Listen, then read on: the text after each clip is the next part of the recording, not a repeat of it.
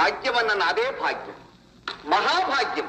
ఏమి తపంబొనర్చి జనించిన వాడనో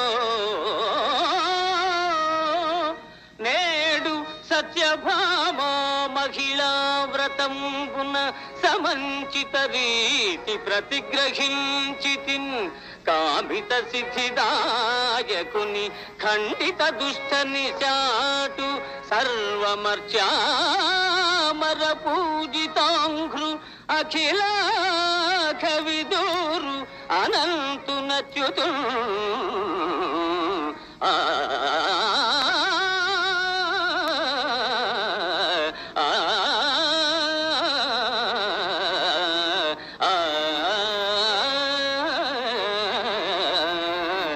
ఏమి తపంబొనర్చి జనించినవా